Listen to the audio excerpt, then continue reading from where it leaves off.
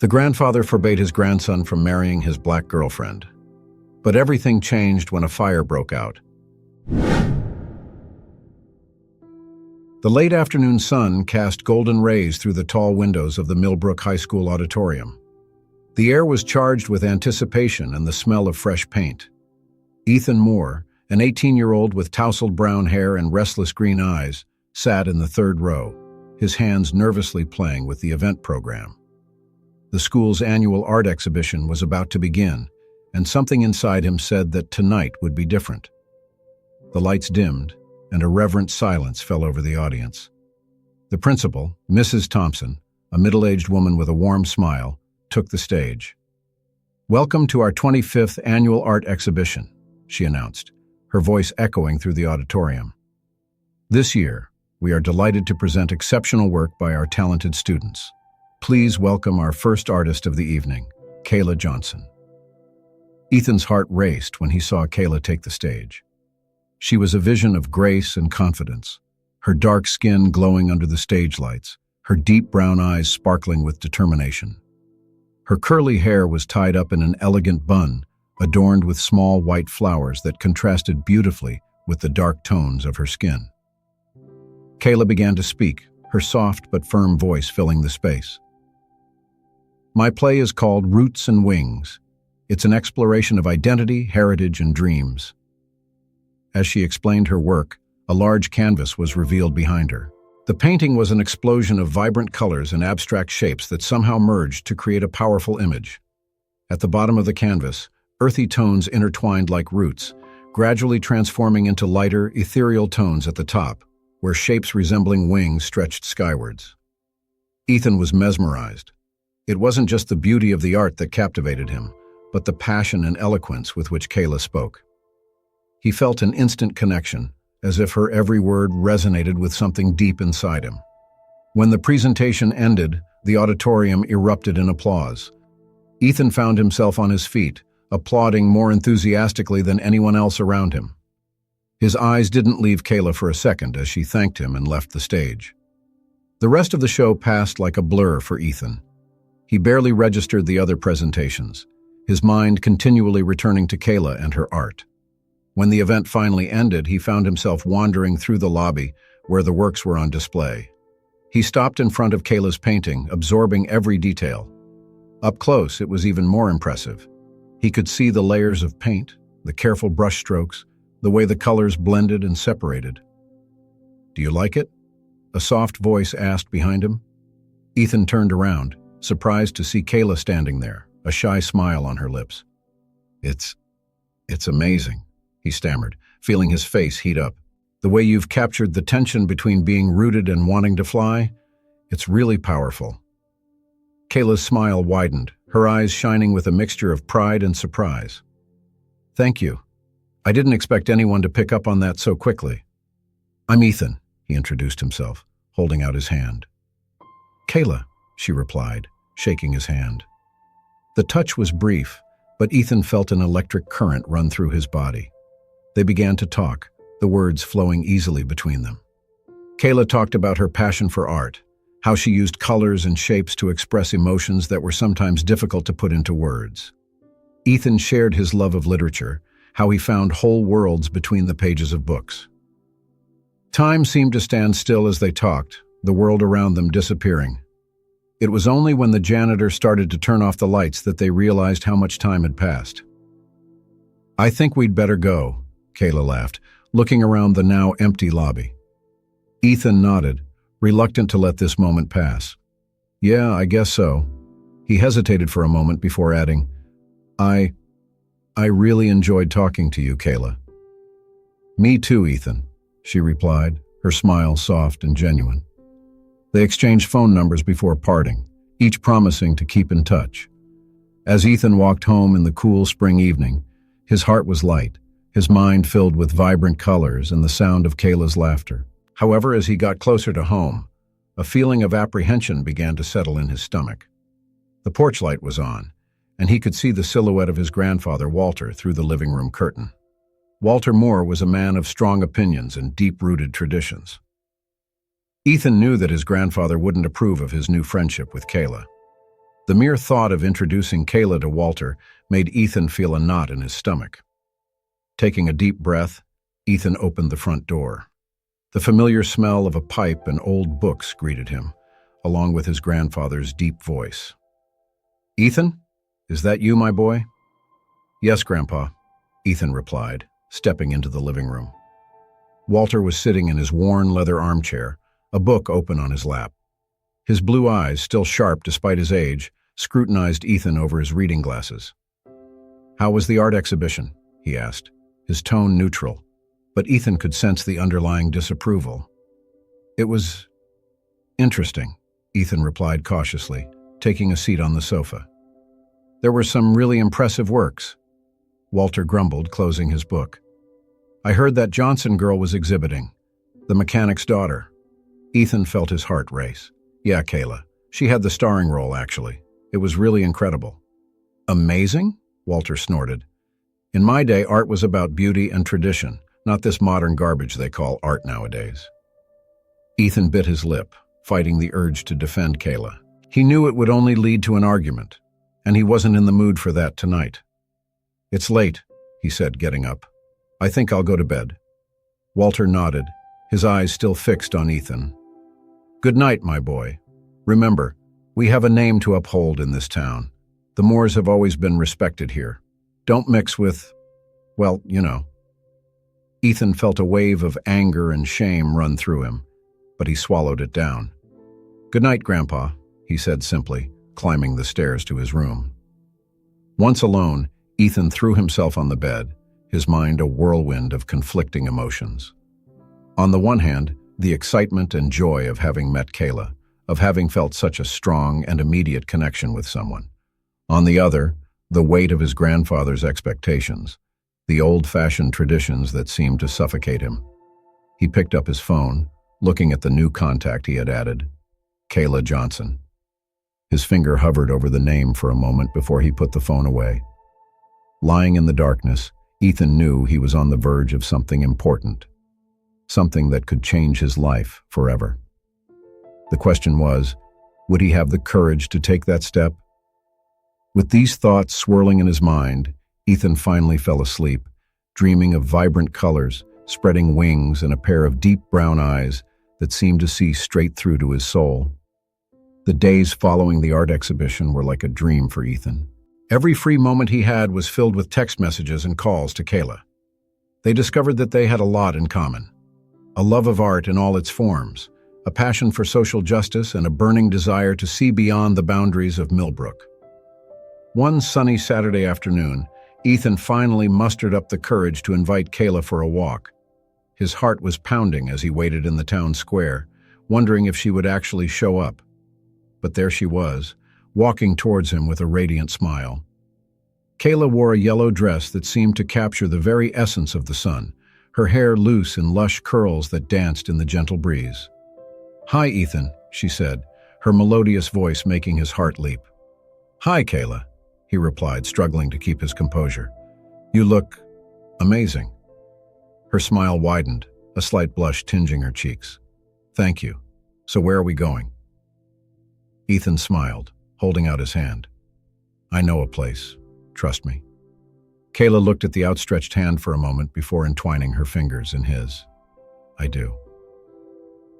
Together they walked out of town, towards the forest that surrounded Millbrook. The path was steep in places, but Ethan and Kayla supported each other, laughing and chatting as they climbed. Finally, they reached a clearing at the top of a hill. The view was breathtaking. The entire town of Millbrook stretched out below them, the houses looking like miniature toys, and beyond, the blue mountains on the horizon. "Wow," Kayla whispered, her eyes wide with admiration. "It's beautiful, Ethan." Ethan smiled, pleased with her reaction. "I come here when I need to think, or when things get complicated downstairs." He gestured toward the city. Kayla nodded, understanding. "It must be hard with your grandfather and all." Ethan sighed, sitting down on the soft grass. Kayla joined him, their shoulders touching lightly. "He wasn't always like that," Ethan began. "Or maybe he was, and I just didn't realize it when I was younger. He raised me after my parents died, you know?" "I didn't know," Kayla said softly, placing her hand over his. "I'm sorry, Ethan." He shrugged, trying to look casual, but Kayla could see the pain in his eyes. "It was a long time ago. I was 6. Car accident." He paused, taking a deep breath. "Grandpa, he did the best he could, but his visions are so old-fashioned. Sometimes I feel like I'm suffocating." Kayla squeezed his hand gently. "I understand. It's not easy being different in this town." Ethan looked at her, really looked. He saw the strength in her eyes, the determination in her chin. "How do you cope?" The stares, the comments. Kayla smiled, but there was a sadness in her eyes. "It's not easy, but I've learned to get stronger from it. Every look, every mean comment is fuel for my art, for my determination to change things." Ethan felt a wave of admiration for her. "You're amazing, you know that?" She laughed, giving him a gentle push. "You're not bad yourself, Ethan Moore." They spent the rest of the afternoon there, talking, laughing, and sharing stories. As the sun began to set, painting the sky in shades of pink and orange, Ethan knew he was hopelessly in love. The drive back to the city was silent but comfortable. Their hands remained intertwined, as if neither of them wanted to break the connection. As they approached the main street, however, reality began to intrude on their dream world. Curious looks and some clearly disapproving ones were thrown in their direction. Ethan felt Kayla tensing beside him, but she held her head high, her steps steady. It was then that they saw Mr. Thompson, the owner of the local grocery store, talking to Walter on the sidewalk. Ethan's heart sank. He knew there was no avoiding the confrontation. Walter saw the two of them approaching, his eyes narrowing as he noticed them holding hands. "Ethan," he called out, his voice laden with disapproval. "What does that mean?" Ethan felt Kayla start to let go of his hand, but he held on tight. "Grandpa," he said, his voice firmer than he felt inside. "This is Kayla Johnson."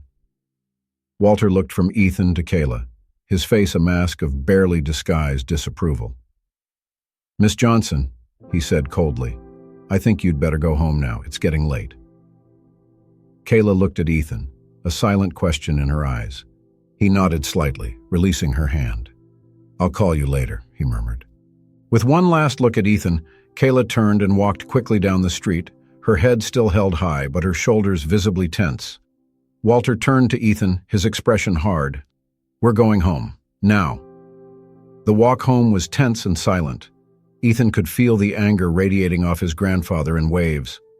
As soon as the door closed behind them, Walter exploded. "What were you thinking, Ethan?" he roared. "Walking around town holding hands with her? Do you have any idea what people are going to say?" Ethan felt a wave of anger rise up inside him. "So what are people going to say?" "Kayla is amazing, Grandpa. She's smart, talented, and kind. Why should that matter less than the color of her skin?" Walter looked like he'd been slapped. "It's not about that, Ethan. It's about tradition, about maintaining the respect that our family has built in this town over generations." "Respect?" Ethan laughed bitterly. "What kind of respect is based on judging people by their appearance? That's not respect, Grandpa. It's prejudice." "Don't you dare call me prejudiced, boy," Walter growled. "I raised you. I sacrificed everything for you after your parents died. And this is how you repay me? By shaming our family?" The words hit Ethan like a punch in the gut. He knew that his grandfather had sacrificed a lot for him, and the guilt threatened to choke him for a moment. But then he thought of Kayla, of her smile, of her courage, and he found his own courage. "I'm grateful for everything you've done for me, Grandpa," he said, his voice trembling slightly. "But that doesn't mean I have to live my life according to your rules. I like Kayla, very much.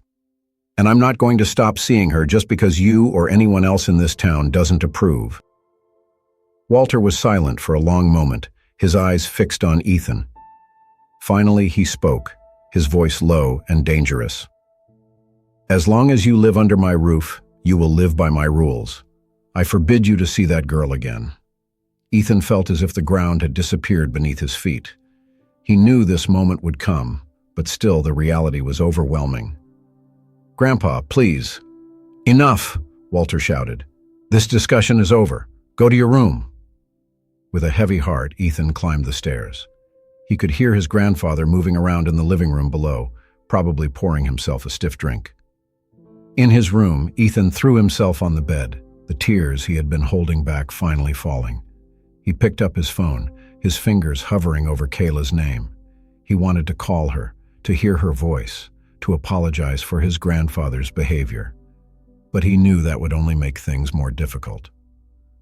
With a heavy sigh, he put the phone away and closed his eyes, trying to block out the world outside. That night, Ethan dreamt of the clearing in the forest. But this time, instead of the breathtaking view of the city, all he could see was a high, impenetrable wall separating him from Kayla. He woke up to the sound of his own muffled scream, the bitter taste of defeat in his mouth. But as the sun rose, painting his room with a golden light, Ethan made a promise to himself. He wouldn't give up. Not Kayla, not his dreams, not a future free of prejudice. He would fight, no matter the cost.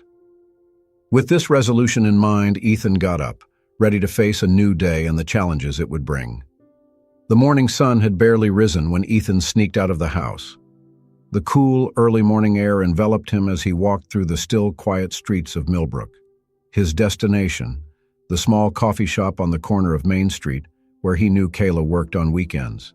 His heart was pounding in his chest, a mixture of anxiety and determination.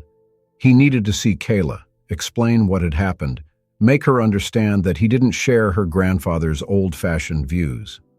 The cafe was almost empty when he entered, the bell above the door announcing his arrival.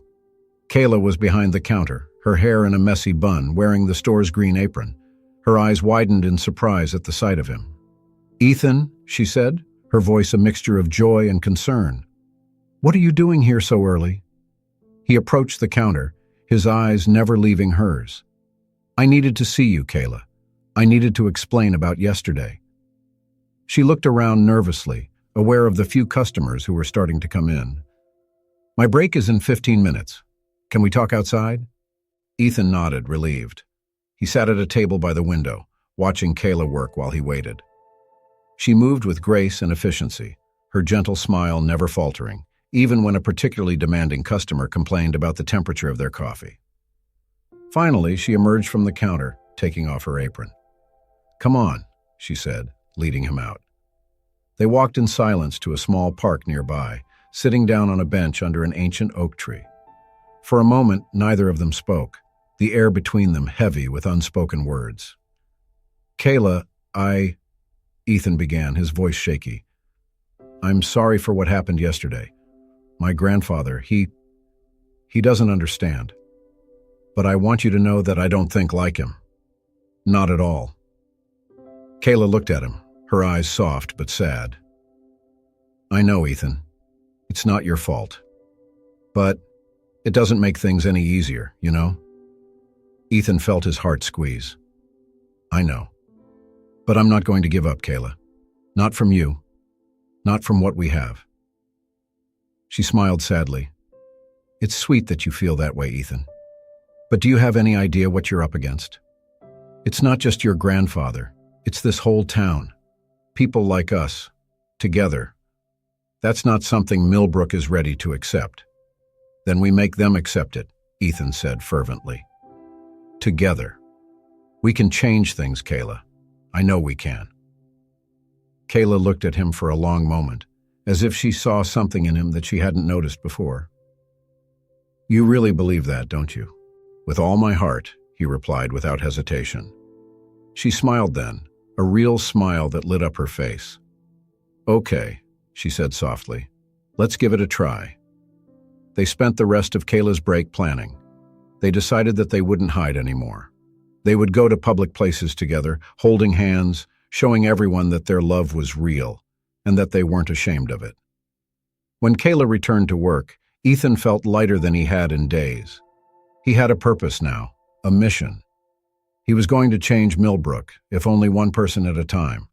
But the reality of his challenge soon manifested itself. As he walked home, Ethan noticed the stares. Some were merely curious, others openly hostile. He heard whispers as he passed the group of ladies in front of the church. "Is that Walter Moore's grandson?" I hear he's dating the Johnson girl. A disgrace, that's what it is. Walter must be devastated. Ethan held his head high, ignoring the comments. But inside, his stomach churned. He knew that things would only get harder from here. When he got home, he found Walter sitting in his usual armchair, a newspaper open on his lap. The old man didn't even look up when Ethan entered. "Where were you?" Walter asked, his voice cold. "I went for coffee," Ethan replied, deciding that honesty was the best policy. "With Kayla." Walter finally looked at him, his eyes hard as stones. "I thought I made it clear last night, Ethan. You're forbidden to see that girl." Ethan felt a wave of anger rise up inside him. "I'm not a child anymore, Grandpa. You can't forbid me to see who I want. As long as you live under my roof." "Then maybe I shouldn't live under your roof anymore," Ethan interrupted, the words coming out before he could think better of it. The silence that followed was deafening. Walter looked as if he had been slapped, all the color draining from his face. Would you leave your family for her?" he finally managed to say, his voice barely above a whisper. Ethan felt his heart break as he saw the pain in his grandfather's eyes, but he knew he couldn't turn back now. "It's not just about her, Grandpa. It's about who I am, who I want to be.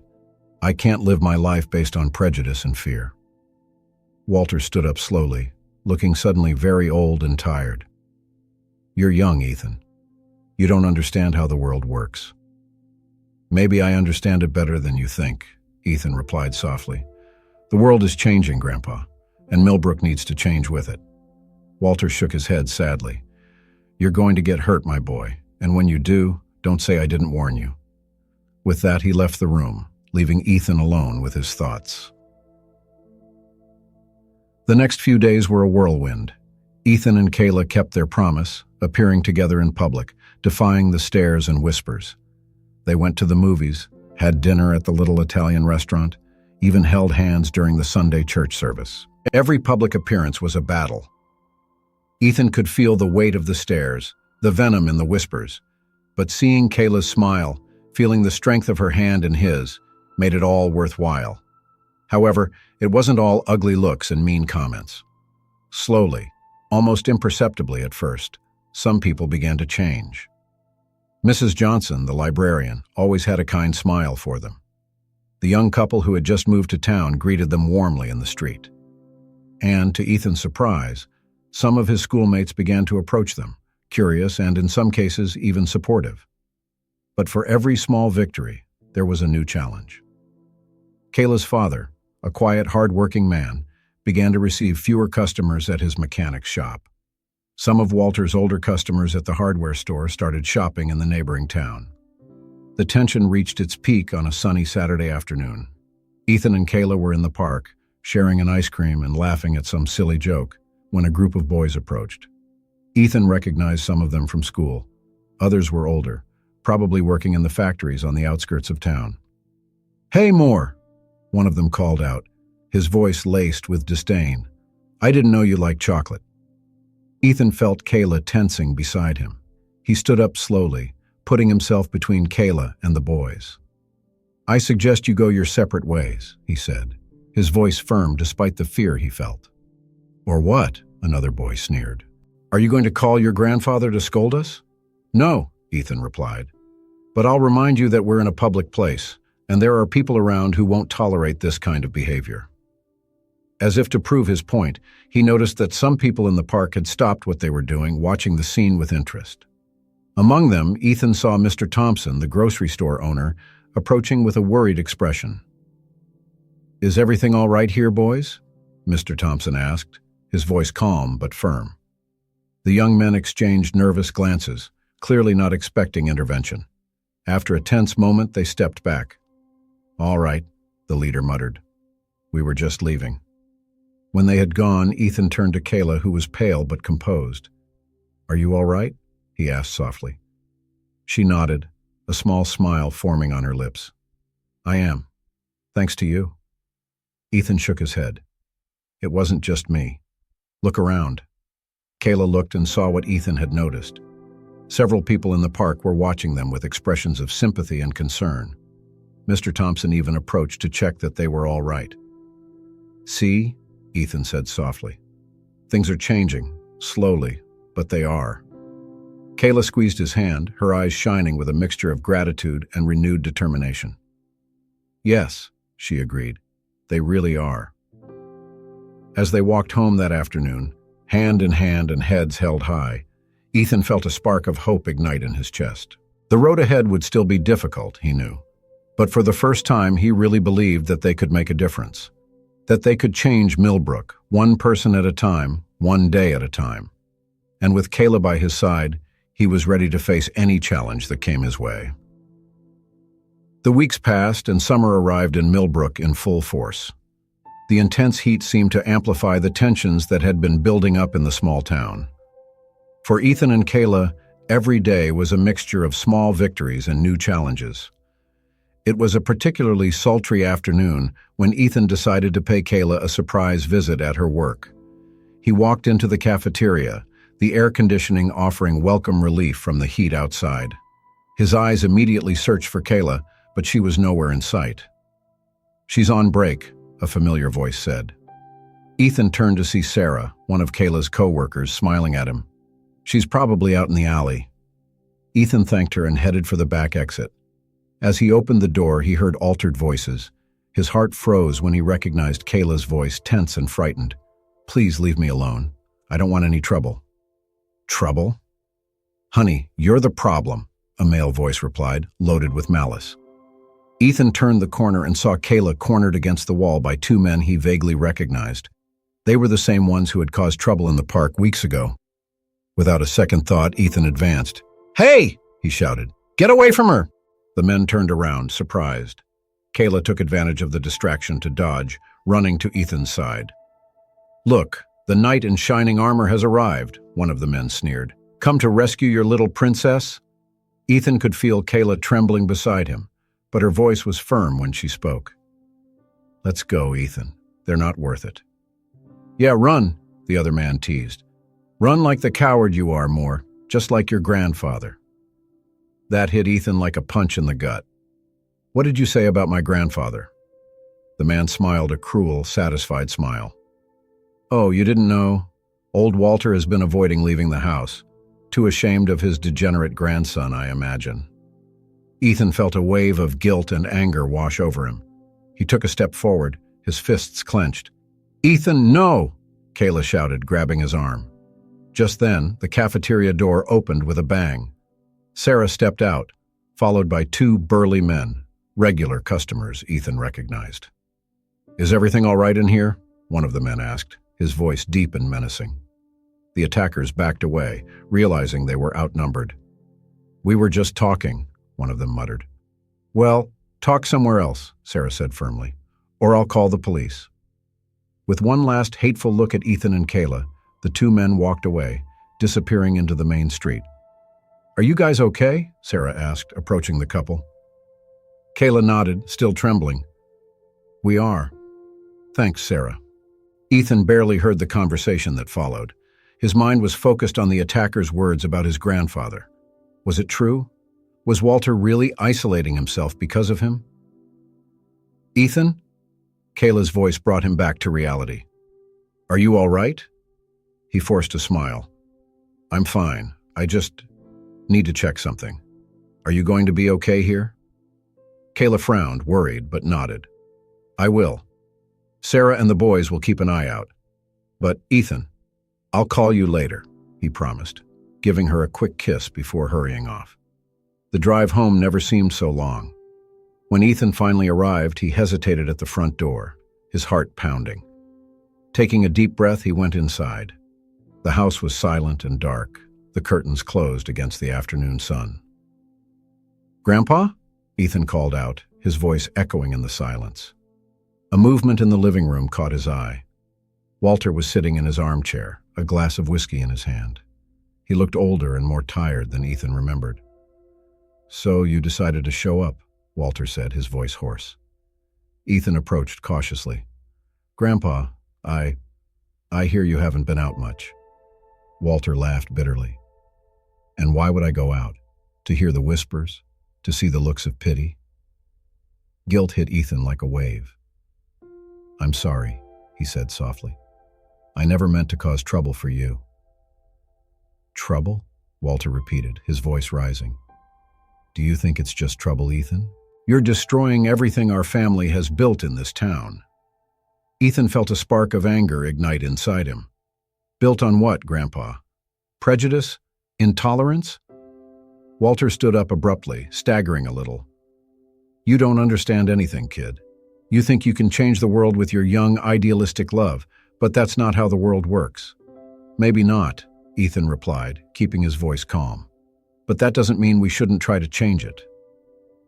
For a moment, something akin to pride shone in Walter's eyes, but it was soon replaced by weariness and resignation. "Go away, Ethan. Go back to your girlfriend. I have nothing more to say." Ethan felt his heart break. He wanted to hug his grandfather, to tell him that everything would be all right, but he knew the words would ring hollow. With one last look at the man who raised him, Ethan left the house. The sun was setting when he reached the park where he used to meet Kayla. To his surprise, she was already there, sitting on her favorite bench. "How did you know I'd be here?" he asked, taking a seat next to her. Kayla smiled softly.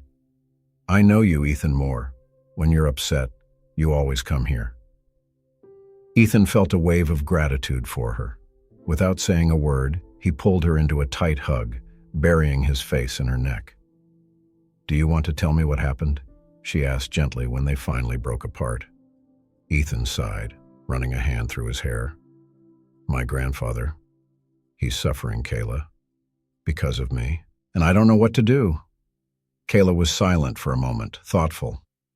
"Maybe," she finally said, "maybe it's time we took a step back." Ethan looked at her, surprised.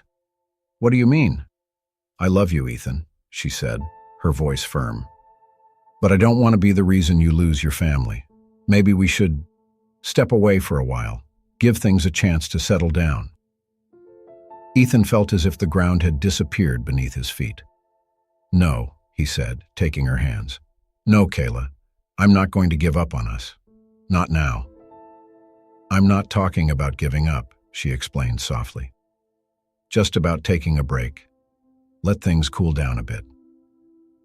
Ethan wanted to argue, wanted to convince her that they could get through this together. But he could see the pain in her eyes, could feel the weight of the situation on both of them. "How long?" he finally asked, his voice barely above a whisper. Kayla shrugged, tears glistening in her eyes. "I don't know. Maybe until the end of the summer? Give your grandfather a chance to calm down. Give the city a chance to forget a little." Ethan nodded slowly, feeling as if a part of him was being ripped away. "And then what?" Kayla smiled through her tears. "Then we'll see.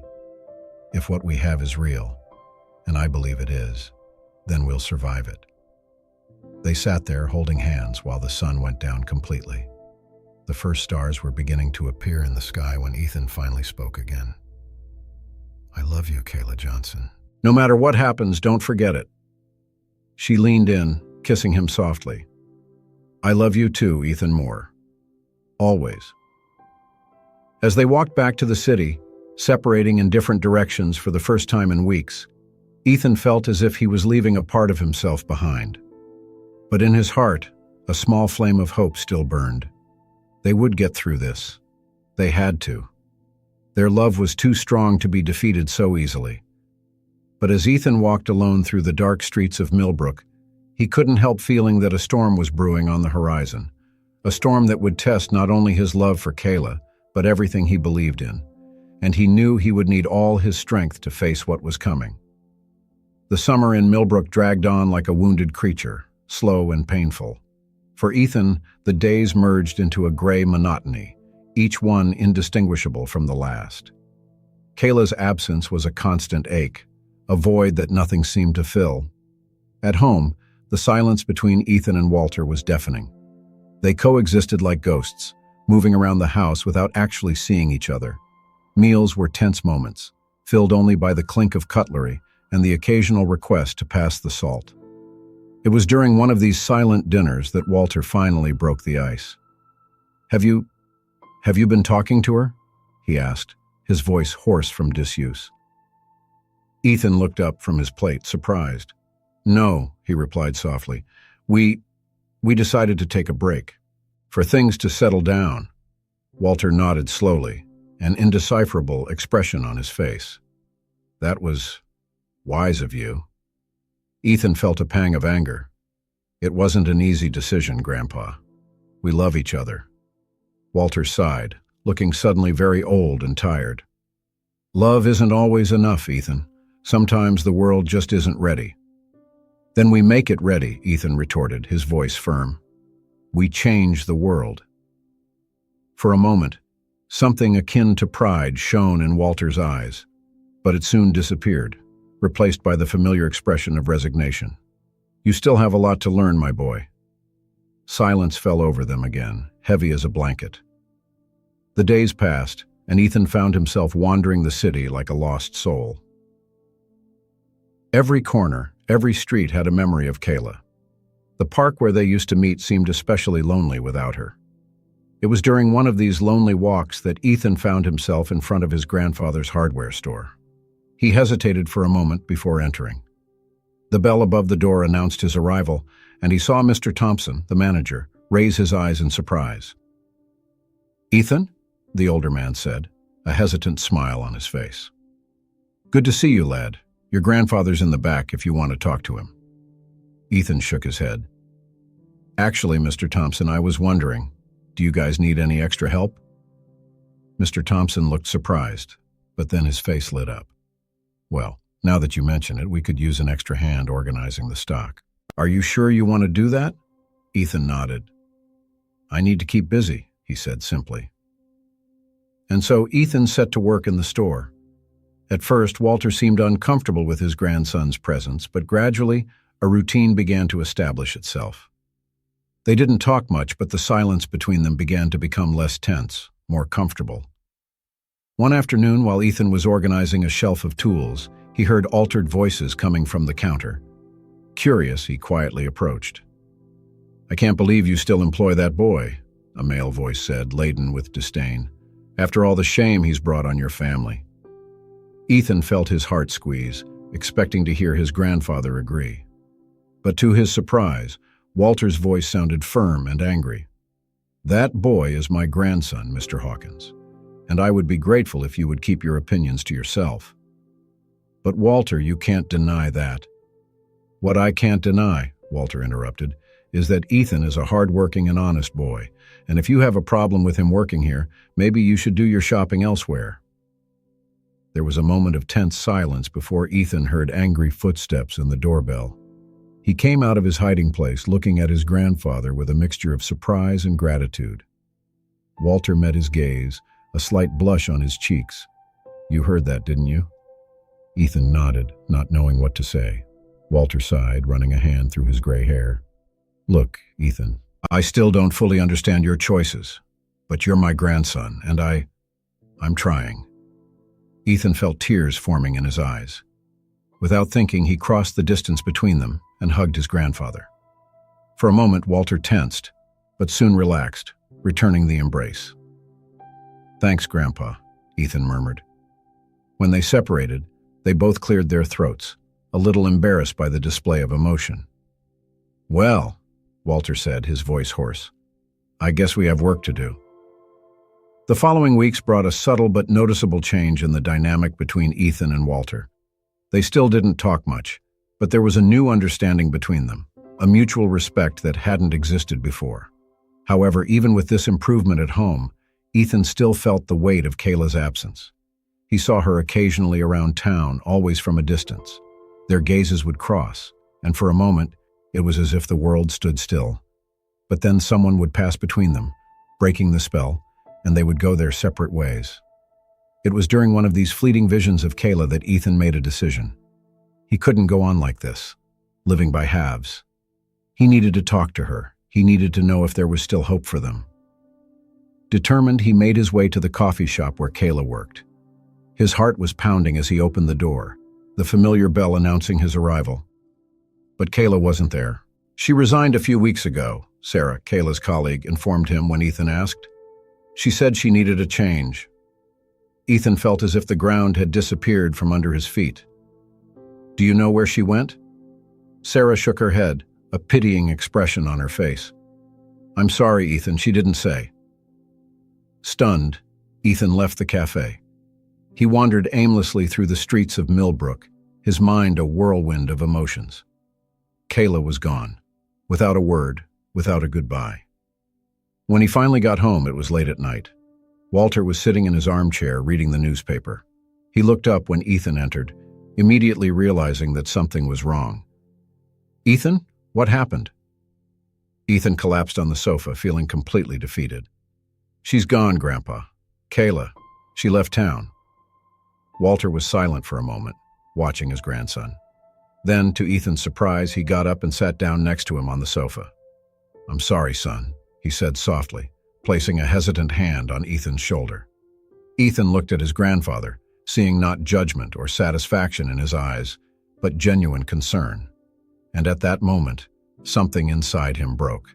He began to cry, deep sobs that shook his whole body. Walter pulled him into an awkward but comforting hug. It's all right, my boy, he murmured. Let it out. They stayed like that for a long time, grandfather and grandson united in a moment of pain and mutual understanding. When Ethan finally calmed down, he pulled away, wiping his eyes. What do I do now, Grandpa? He asked, his voice hoarse. Walter sighed, looking thoughtful. You really love her, don't you? Ethan nodded, unable to speak. Then, Walter said slowly, as if choosing each word carefully, maybe it's time you went after her. Ethan looked at his grandfather, shocked. But what about the store? What about you? Walter smiled sadly. The store will survive without you for a while. And as for me, well, I guess it's about time I learned to live in the 21st century, isn't it? Ethan felt a wave of gratitude and love for his grandfather. Thanks, Grandpa, he said, his voice laced with emotion. Walter shrugged, trying to look casual, but Ethan could see the emotion in his eyes. Go and rest now. Tomorrow, we'll start planning your trip. That night, lying in his bed, Ethan felt something he hadn't felt for weeks: hope. He didn't know where Kayla was or if she still wanted him, but he knew he had to try, because some things were worth fighting for. And their love, well, that was worth everything. Dawn found Ethan already awake, his eyes fixed on the ceiling as his mind raced with possibilities. Where could Kayla have gone? How would he find her? And if he did, what would he say? A soft knock on the door brought him out of his thoughts. Ethan? Walter's voice sounded from the other side. Are you awake? Yes, Grandpa, Ethan replied, sitting up in bed. Come in.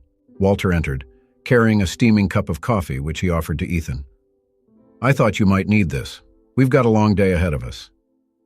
Ethan gratefully accepted the cup, the rich aroma of coffee filling the room. Thanks, Grandpa. I really appreciate your support in this. Walter nodded, taking a seat on the edge of the bed. You know, Ethan, I've been thinking all night. About you, about Kayla, about a lot of things. He paused, seeming to search for the right words. I've made a lot of mistakes in my life, son. I've been stubborn, inflexible. But seeing you willing to cross the country for someone you love, it made me realize that maybe I have some things to learn from you. Ethan felt a lump in his throat. Grandpa, Walter held up a hand, gently interrupting him. You don't have to say anything. Just promise that you'll be careful on your journey, okay? And that you'll keep me informed. Ethan nodded, unable to speak. Instead, he put his coffee cup aside and hugged his grandfather tightly. After breakfast, they sat at the kitchen table, an open map between them. Okay, Walter said, his voice taking on a practical tone. Let's think logically. Where could Kayla have gone? Ethan frowned thoughtfully. She always talked about wanting to study art in a big city. Maybe New York or Los Angeles? Walter nodded. Both are possibilities. But starting with them would be like looking for a needle in a haystack. We need something more concrete. They spent the next few hours making phone calls. Walter used his contacts in the city to try to get information about where the Johnson family might have moved. Ethan, for his part, called all the mutual friends he and Kayla had, hoping that someone would know something. It was mid-afternoon when they finally got a lead. "Chicago," Ethan said, hanging up the phone with an expression of renewed hope. "Sarah from the coffee shop just told me that she heard Kayla mention something about the Art Institute of Chicago before she left." Walter smiled, patting Ethan on the back. "Well done, my boy. It's a start." The next few days were a flurry of preparations. Ethan researched Chicago, the Art Institute, and possible places where Kayla could be living or working. Walter, for his part, helped with the practical matters: hotel reservations, bus tickets, and even a small financial reserve for the trip. The day before Ethan left, grandfather and grandson were sitting on the balcony, watching the sun set over Millbrook. "You know," Walter said softly, "your grandmother would have been proud of you." Ethan looked at his grandfather, surprised. Walter rarely talked about Ethan's grandmother, who had passed away years before. "She always said that true love is worth any sacrifice," Walter continued, his gaze distant, lost in memories. "I guess I'd forgotten that over the years."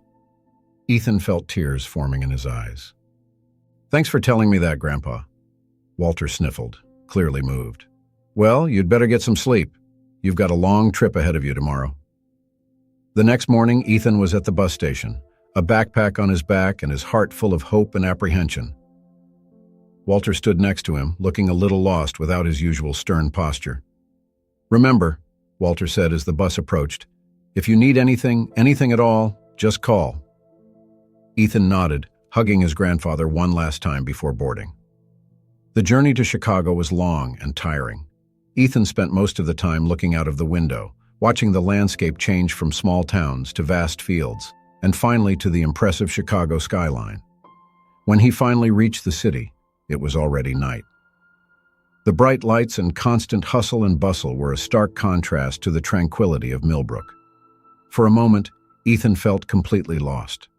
He checked into a small hotel near the Art Institute, deciding that he would start his search there the next morning. The institute was huge and intimidating. Ethan spent hours wandering the corridors, looking at every face he passed, hoping to see Kayla's familiar smile. But she wasn't there. Over the next few days, Ethan toured the city tirelessly. He visited art galleries, cafes, parks, anywhere he thought Kayla might be. Every dead end, every false lead weighed heavily on his heart. A week passed, then two. Ethan called Walter every night, always with the same disheartening news: no sign of Kayla. It was during one of these calls that Walter made a suggestion that would change everything. "Ethan," he said, his voice crackling through the phone line, "have you tried social media? I know you young people are always on these things." Ethan almost laughed. He had checked Kayla's Facebook and Instagram countless times, but she hadn't posted anything since leaving Millbrook. "I've tried, Grandpa, but..." No, Walter interrupted him. "I'm talking about that other one, the one with the birds. What's it called again?" "Twitter?" "Yes, Twitter. Have you tried it?" Ethan frowned.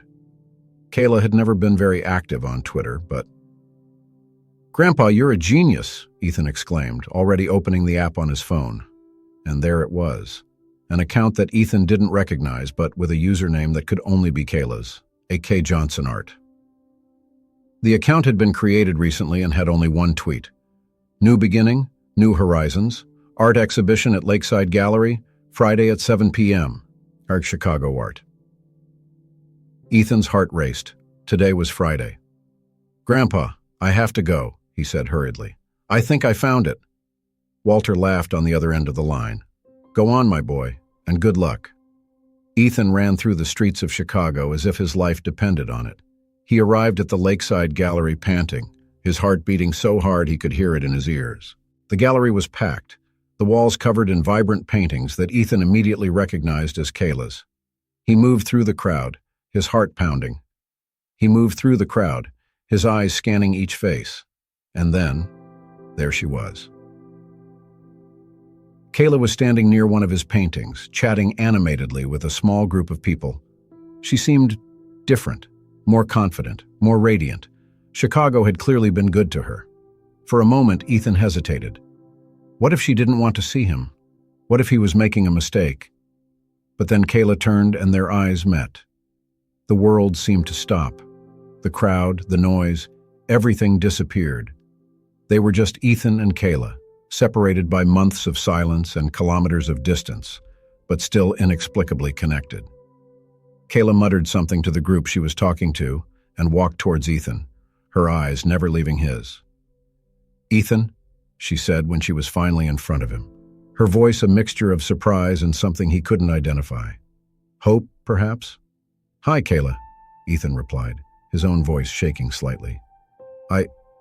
I'm sorry to barge in on you like this. I needed to see you." Kayla looked at him for a long moment, her expression unreadable. Then, slowly, a smile began to form on her lips. "You came all this way. For me." Ethan nodded, feeling suddenly vulnerable.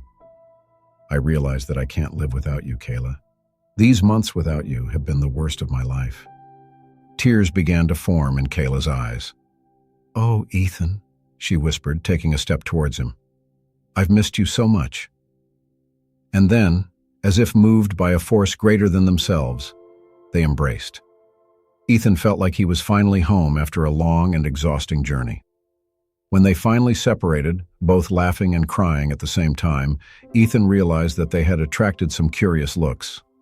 "I think we're causing a scene," he muttered, a little embarrassed. Kayla laughed, wiping away her tears. "Who cares? Ethan, you're here, in Chicago. How?" Ethan smiled, taking her hands in his. "It's a long story. How about I tell you about it over dinner?" Kayla nodded, her eyes shining. "I'd love that." As they walked out of the gallery together, hand in hand, Ethan felt a wave of gratitude for everything that had happened. For Kayla's courage to follow her dreams, for his own determination not to give up, and yes, even for his grandfather's initial stubbornness, which had brought them to this moment. Because sometimes you have to lose yourself to really find yourself. And Ethan knew that, no matter what the future held, he and Kayla would face it together. The journey into the unknown was over, and a new adventure was just beginning. Autumn arrived in Chicago with an explosion of color, turning the city's parks into a tapestry of red, gold, and orange. For Ethan and Kayla, the last few months had been a roller coaster of emotions and discoveries. After their reunion at the gallery, they spent entire evenings talking, catching up on everything they had missed during their separation. Kayla talked about her decision to leave Millbrook, about how Chicago had challenged and inspired her as an artist. Ethan shared the changes in his relationship with Walter, the pain of his absence, and the determination that drove him to Chicago. As the days turned into weeks, they established a new routine. Ethan got a job at a local bookstore while continuing to explore his own artistic passions, inspired by Kayla's success.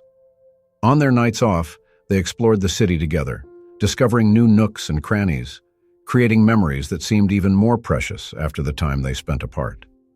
But even amid the joy of their reunion, a shadow loomed over them. Millbrook and everything they had left behind. It was on a cool October evening that the phone call came. Ethan and Kayla were snuggled up in the small apartment they now shared, watching a movie, when Ethan's cell phone rang.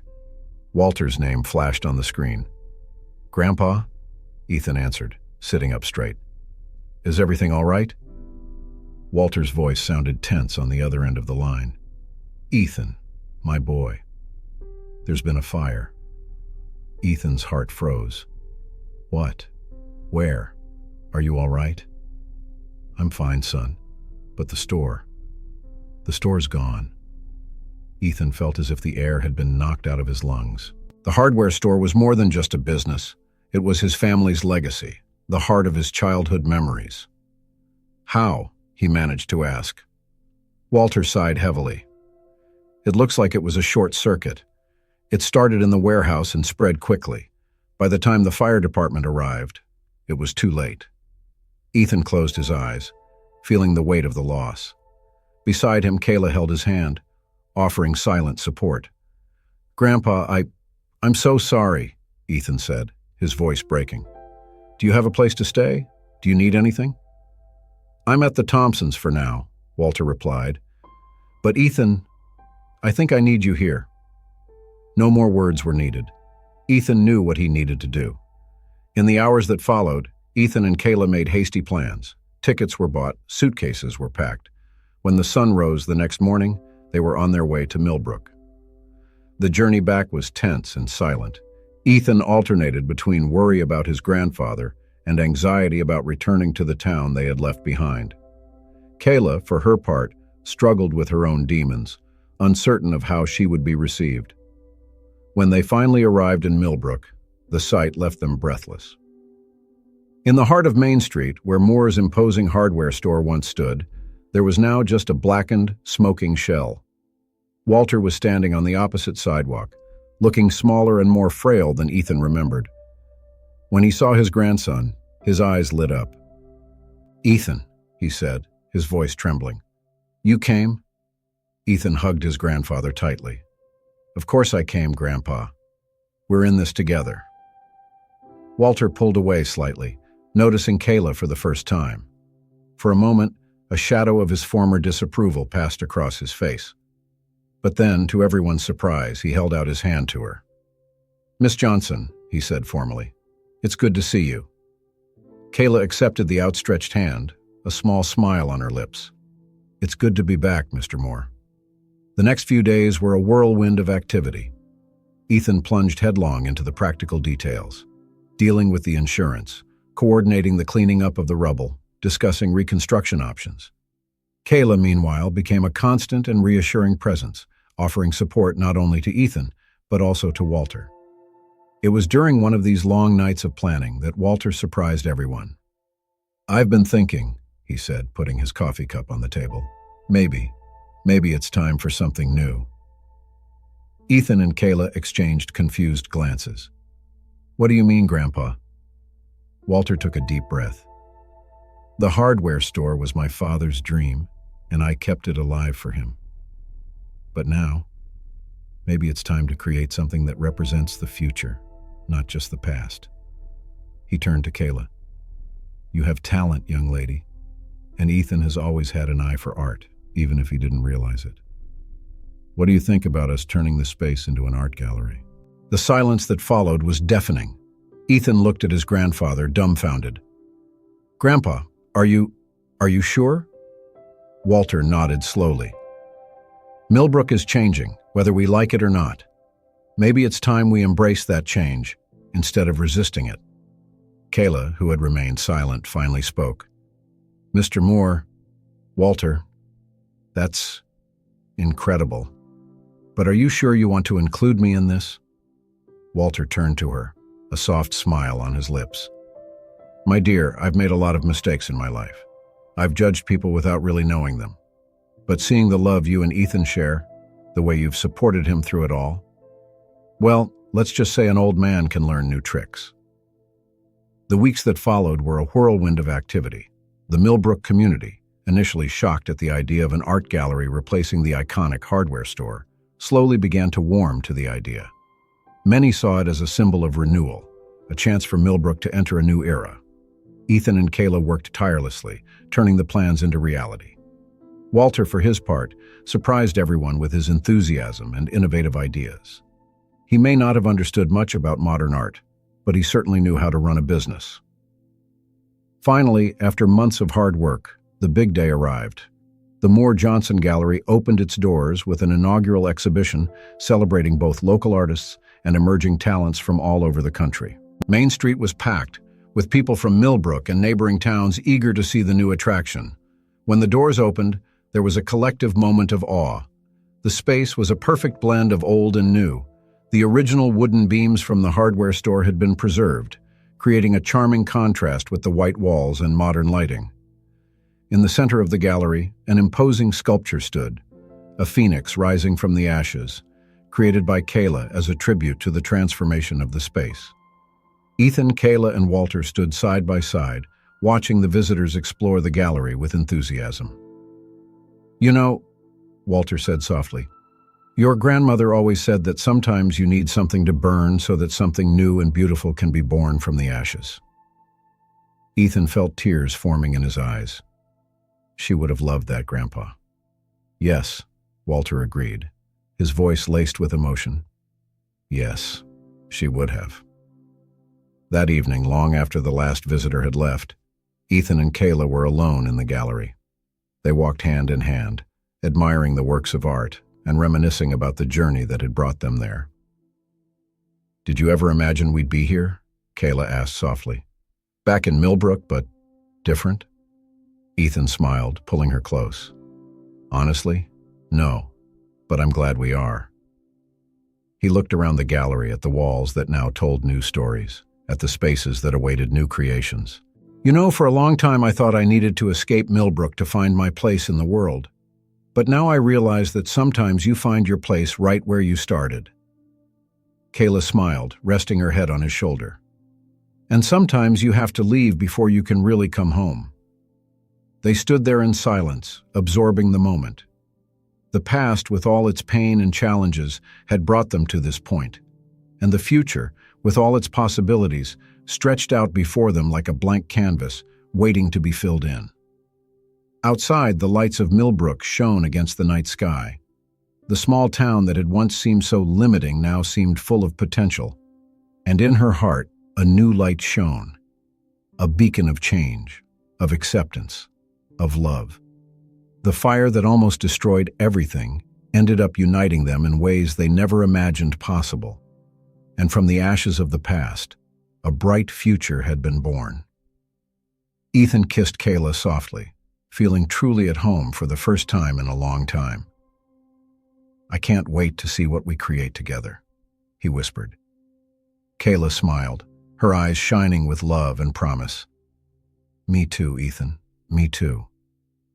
And so, in a gallery that was both a monument to the past and a promise for the future, Ethan and Kayla sealed their love, ready to paint their own story on the canvas of life.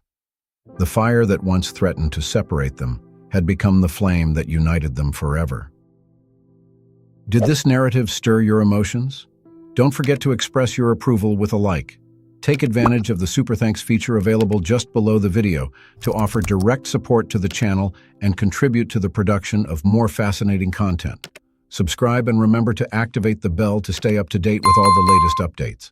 And attention, a new exciting story is already ready to be displayed on your screen. Your participation means a lot to me, and I hope to count on your presence soon. Thank you very much for dedicating your time to this video.